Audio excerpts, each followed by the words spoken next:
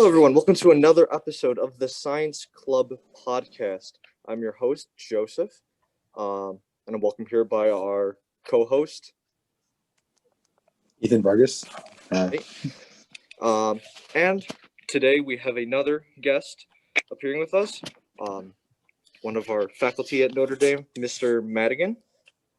Hello, everyone. Would you like to just introduce yourself? Just like a little background. Sure. This is my fifth year teaching. It's my first year at Notre Dame. For those that had me, they have me in biology, chemistry, or forensics. And when it comes to science too, I just, like all of us here, we like science and we like to see how it can connect so easily into every aspect of our life. Thank you. And we are also joined at us by our wonderful Mr. Og. Yep, I'm here. Hello. Okay, so today we have a fun conversation about superheroes. Just a lot about the practicality of what their powers are, how ridiculous they fall on. Is there some plausible, or are they just so incredibly bizarre and stupid and outrageous that there's no conceivable way that they would work?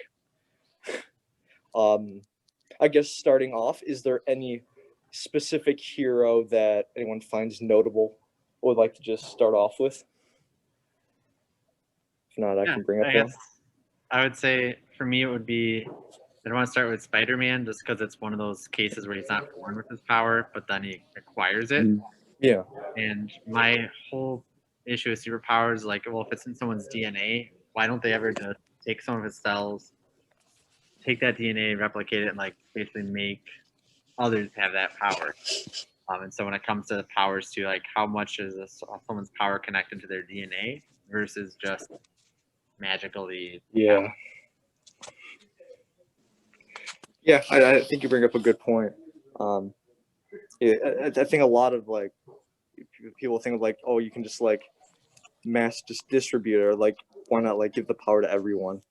I know that's something that was kind of brought up in like the Ant-Man movie, where they wanted to kind of like replicate what was in the Ant-Man's power, and use that to build a bunch of different suits so that like they can create an entire army of them. But yeah, you never really see, I think, like, them trying to like, I think it's always been part of like maybe like the Doctor's evil scheme, maybe to like usually maybe like get like a little sample so that they can make like an army of something. But you never really see like, like them trying to like replicate it to like, for good, or like create like a better defense guard or something. So I'll jump in at this point, as it appears I'm the one with the most comic book experience, right? So outside of the movies, and I will say that this is something that does pop up fairly frequently depending on the superhero. Now I feel bad because I love Spider-Man and Spider-Man's my favorite, but I can't think of a specific storyline. I know it's happened. I can't think of one. I feel terrible. All of the Spider-Man fans are going to be yelling at me on the message boards. The one thing I can turn to is this is big with the Incredible Hulk, right? And if we're talking about science and superheroes, I love the Incredible Hulk, but also he would rank so low on the believability, because the Incredible Hulk is all about like what he was bombarded with gamma radiation. Yeah. A lethal dose, I believe is. Yeah. End of story. That would not make for a good story. So if we're talking about actual science, while he is one of my favorites, like he's going to be low. But there are a lot of Incredible Hulk storylines where it does revolve around somebody trying to become another Incredible Hulk. Yeah. I can jump in too. I mean, I do know like a little bit outside of the movies too, but for Spider-Man, like he was cloned multiple times with his DNA. Like there's a clone called Ben Reilly who was tricked into thinking he was the real Spider-Man, but he wasn't. And then it's also happened with a lot of times with like Captain America. Like he was the first super soldier, and they tried recreating him so many times. That's how Wolverine kind of was made. He was trying to recreate Captain America's powers. Yeah. But yeah, for the Spider-Man in the Amazing Spider-Man movie, the Andrew Garfield one in like 2000, 2010, around that time, they made it more about his DNA. Like his father had coded it with his DNA, so his son Peter Parker was the one that was able to get the powers. So that's why I never worked on anyone else, especially Harry Osborn. So that's kind of cool. Oh. Yeah, I think similar. I might be wrong, but it wasn't like something like Cyborg, or might have just been like the Justice League movie that might have just put this in my head. But I'm pretty sure like I think it was his father or something, like he got into an accident. So his father specifically built a suit for him. Yeah. But then he realized like what the consequences of that were. And so he like kind of stopped doing it. And that's why like no one else really has it. How about So I guess, yeah. consequences? Yeah. Unbelievable. I think Ethan brought up another superhero that's kind of fascinated me because I'm not entirely sure where it ranks on the plausibility, but maybe I feel like it's kind of plausible, which is Wolverine, which is that he has like super healing ability. I'm not like, I guess like when it comes to like, you know, being able to create different thunderstorms and stuff, having like the ability to just, you know, like build back tissue slightly or like faster than normal, I guess at least to me it just seems a little more plausible. And I might be completely wrong about that, but at least feel that like maybe in the future it's something that is not too out there. I would say the issue. Yeah, I mean, other animals. Huh?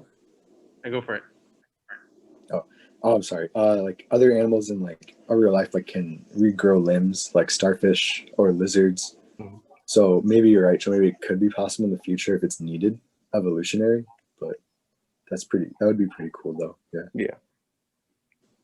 I was gonna say they tried that too, kind of with the lizard, of like, oh, just regenerative ability for fixing a health ailment that's known. The issue with Wolverine though is like for going on just the healing factor, the energy it takes to regenerate that limb Oh, true. is not gonna be something like you'd have to like hook them up to like IVs or like some other energy source for food consumption. And obviously what's gonna regulate that, like your hormone levels, your blood levels, like you have to produce more red blood cells, more Mhm. blood again. So like he's gonna need to change like his like that diet would have to change dramatically to support when the healing Okay. to occur. So you can't walk around being like, I know I'm gonna heal right away. Plus, you'd have to know, oh, if I have this, I might need to be sent to like a recovery center, Yeah. and I have the conditions to recover. Yeah, for sure. And I think examples were like, I think there was one movie where he was on, I want to say it was Hiroshima or Nagasaki, it was one of the two. And then he ended up like saving a guy by like jumping into a bunker, but then got basically nuked, yet, you know, only had like a bit of singed flesh because it like all healed back. It's like, yeah, that's clearly like a lot on the fictional side, but I see what you're saying. Like in small amounts, I think it could be somewhat possible if you know when and you have the right amount of energy to do it. And because the other issue is like your body naturally prunes itself, and would that naturally then kick in for him? 'Cause, like your skeleton, you reform your skeleton a lot in your lifetime, like without really feeling the effects of it. Yeah. Your body's set to always be triggered to like basically go to like mitosis and like just make copies of that cell when it detects a reduction in that. Similar like how like your fingers form, like your body will naturally then like kill off like program cell death. Is that even possible in Wolverine's body? I might be wrong. Doesn't Wolverine have like a different skeleton, or like a that's not normal, like It cartilage? was, and that program that was trying to turn into like a Captain America kind of up in X. He was like his bones were coated in a fictional metal like vibranium. Adamantium. Adamantium. Yeah. That's right.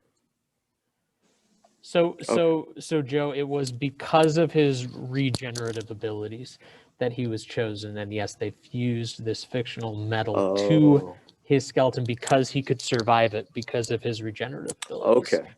So that aspect and the claws coming out is not necessarily a mutation as much as his mutation allowed that to be able to happen. Okay, that makes more sense. I think for talking about energy, the one that always comes to mind, or at least recently, is Magneto. Just because, right? If you think it from more of like a practical level, because he's able to produce like these super strong magnetic fields, which I know that now being in physics too, just learned that it's caused by currents in your body. So having to produce a current in your body that's strong enough to produce that amount of like that strength of a magnetic field. I'm pretty sure I saw it state in the article. It's like 2,900 amps or something crazy like that. That was exactly what it Yeah. said. 2,900 amps. Impressive. Yeah, that's. I think that's another one where I feel like a lot of these superheroes where it's like if you have the right amount of energy and your body's built this specific way, maybe you can do it.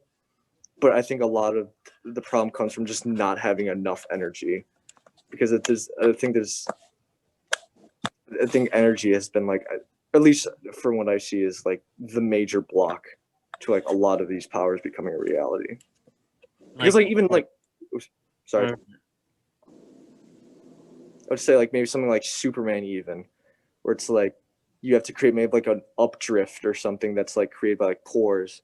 The amount of energy like your body would need to like, because I think I saw in the article, it's like, oh, like maybe he uses his lungs to create like an updrift that allows him to fly. But then it's like, how much energy does that take to produce like an updrift that's strong? Or shoot lasers out of your eyes. It's like, it's fictional amounts, and I think that's where you see like the major block.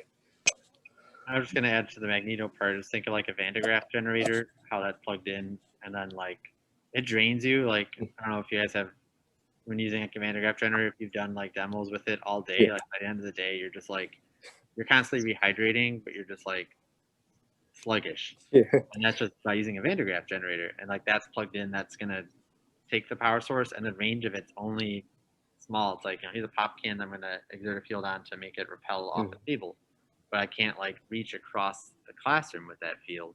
So like to amplify that larger to that energy amount, it has to be like you're plugged into like basically the power grid, and then you can fields. Yeah. You can't self-sustain it. Yeah, a lot of energy and fictional amounts of energy need to do this kinds of stuff. I think one of the I kind of touched on it earlier, but I think one of the newer superheroes that the article didn't really touch about. Actually, if you're listening right now, and you're wondering which article we're talking about. I'll probably link it in the description. Just talks about like a bunch of superheroes and their practicality. But one of the ones that the article didn't really touch about, but it's a bit more modern, is Ant-Man.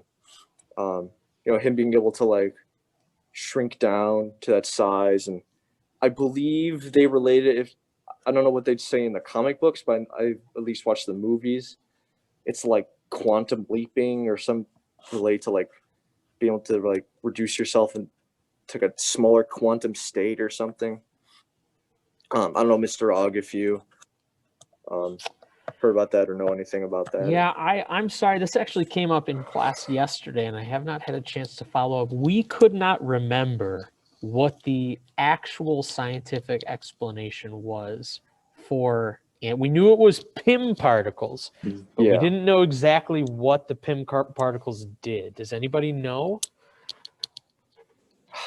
We might have to. This might be one that I have to look up and touch back on the next episode, because unfortunately I have not had the chance to do so. I know they bring up the quantum realm a lot in Ant-Man, but my question is does shrinking have to do with quantum states? In which case I go, what? But I will look that up and maybe next episode give an update.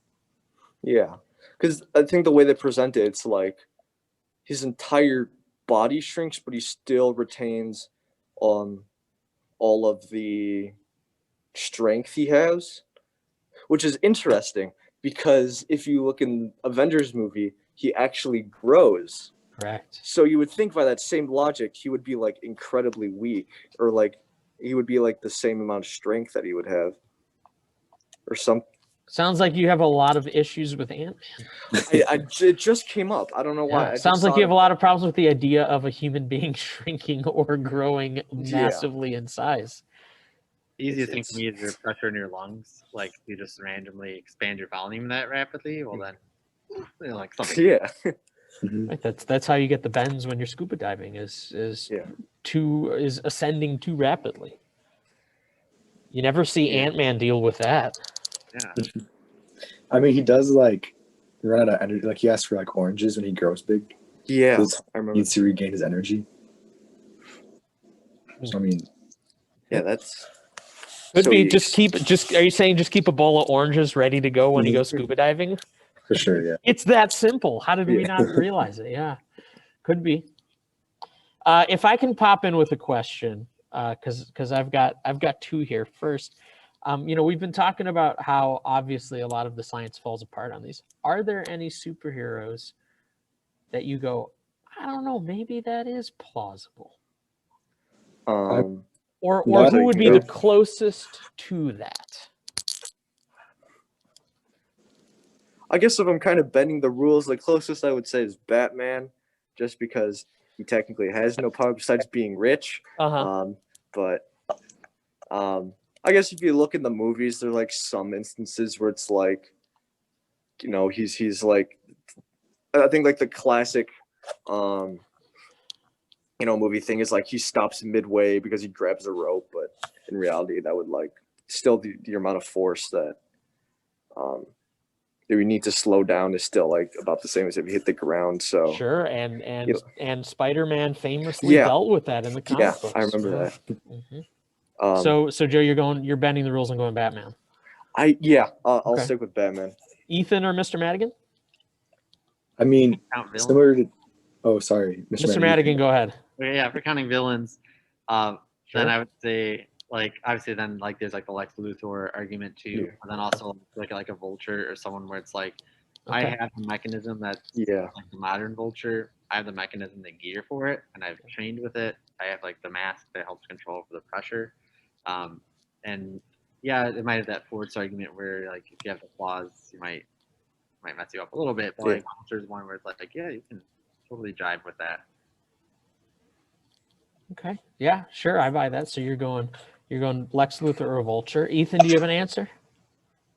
Similar to that, Doctor Octopus or I forget his real name in the comics, but Otto He, Octavius. yeah, Otto Octavius. Yeah, he has like it's connected to like his cerebral cord or his spine. He can connect it with his brain or control it with his brain, and so that could be, I guess, possible with like maybe cybernetics and like prosthetics that they're doing nowadays. For sure. So if someone made it on a grand scale, Sure. these giant arms they could take over if they Okay. wanted. Yeah.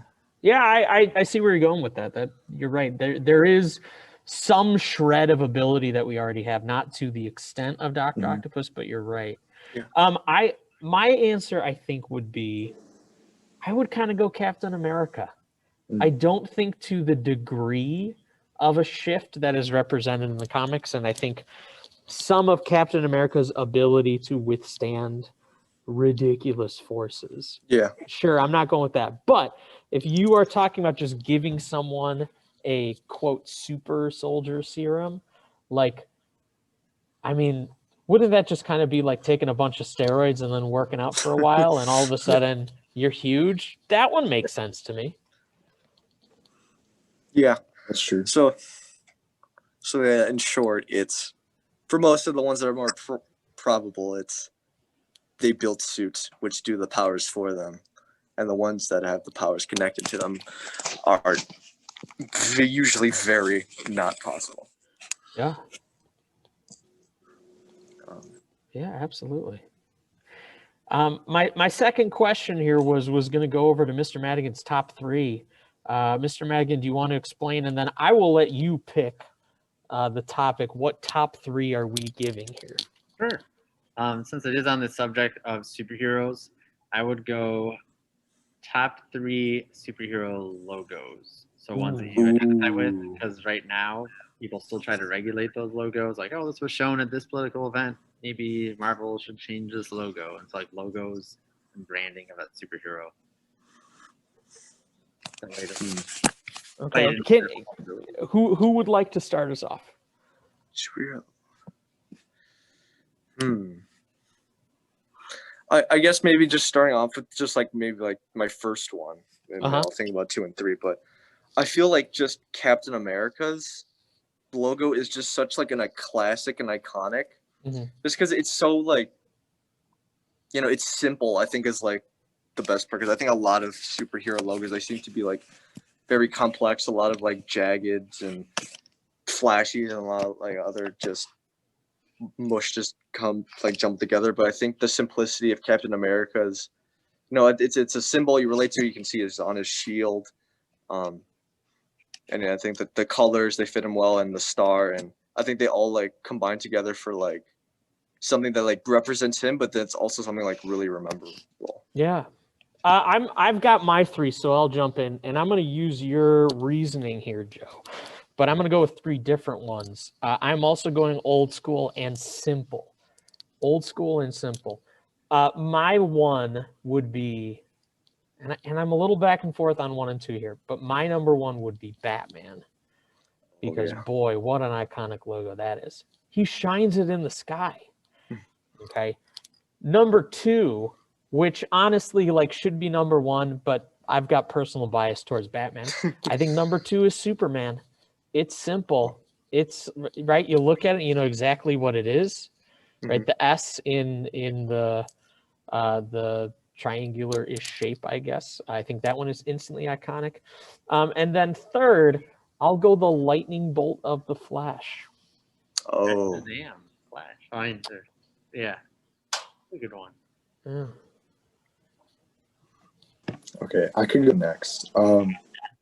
So I started watching Daredevil recently, and Mhm. his logo in the show, at least on the title card, it's like just Daredevil, but it's like the font is like in a special way, or like it grows bigger towards the end. That's kind of cool. But also like his original logo with like the D, the higher D and the lower D connected to it. I thought that was pretty cool.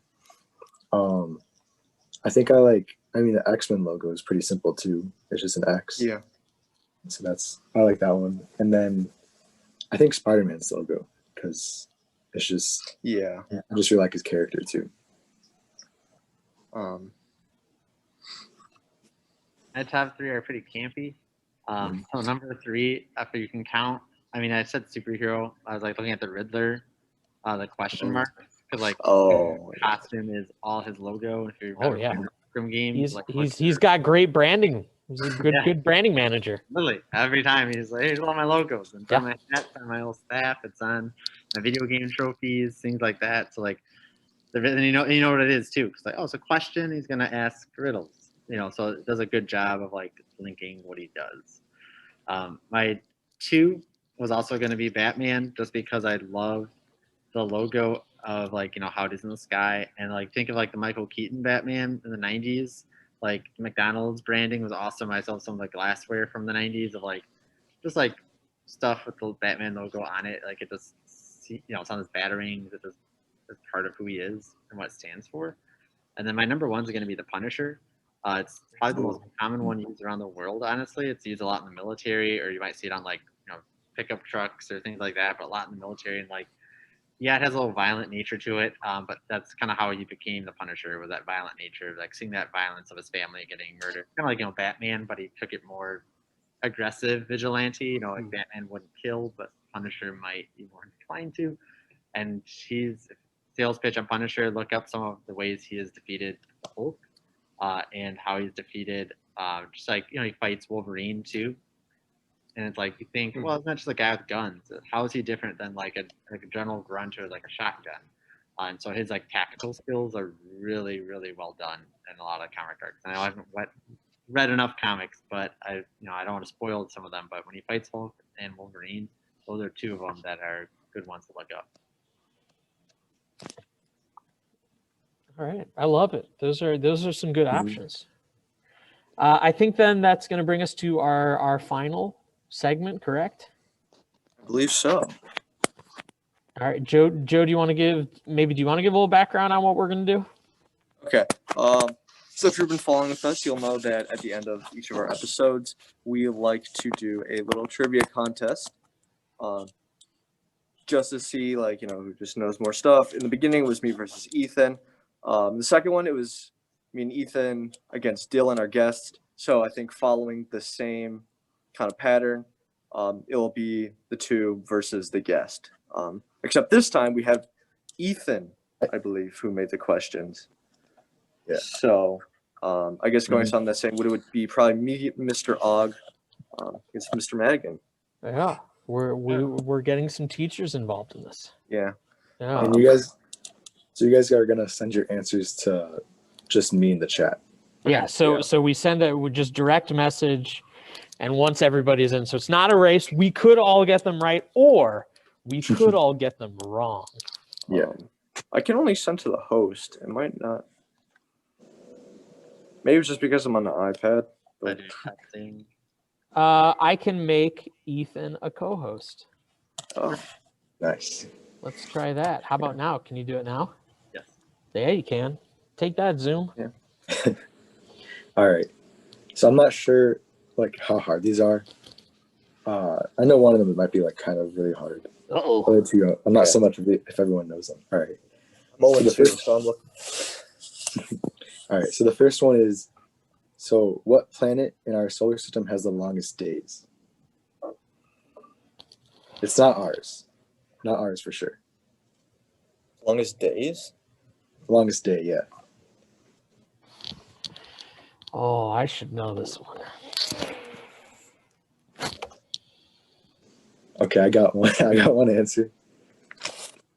Okay, I got two. Mr. Madigan, just be aware your testing went to everyone. Yes. Yeah, that was sent before you made it my co-host. Just to see. Perfect.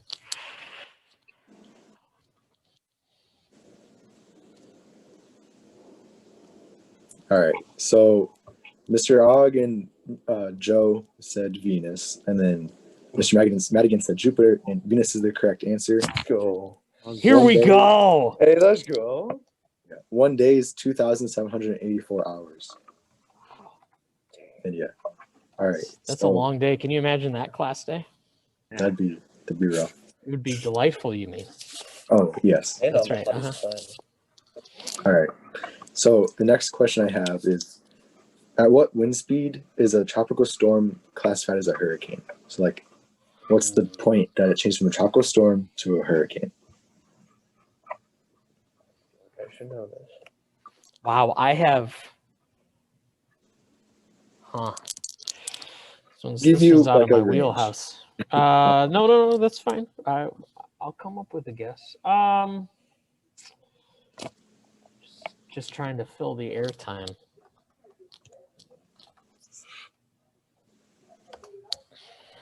Okay. So Mr. Madigan said 80 miles per hour. Joe said 125. Mr. Og said 50. So Oops. Mr. Madigan was the closest. He was only 6 miles per hour away. It's 74 miles per hour. Oh, So we'll give wait, Mr. I'll Madigan give the it to Mr. point on that Madigan. one. I was gonna guess wasn't that 250, hard. and then I was like, hold on, that's Yeah.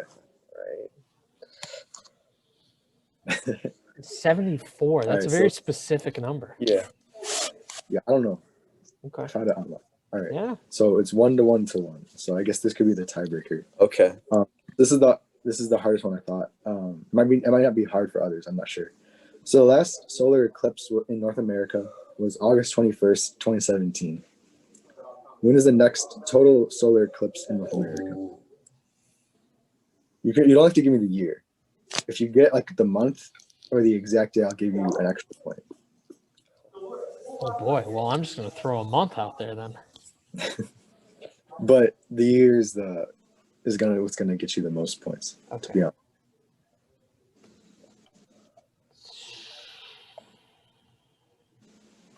That's for North America, like us specifically. Yeah.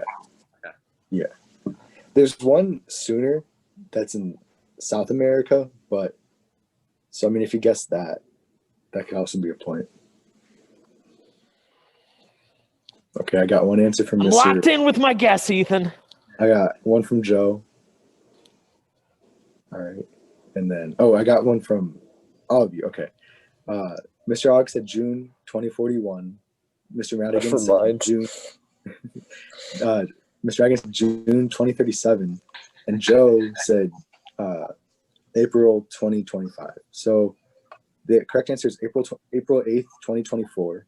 Oh So no! Go. Yeah, Let's go. Joe was the closest, but he Let's was a go. year away. Should we give it to him? Do you think?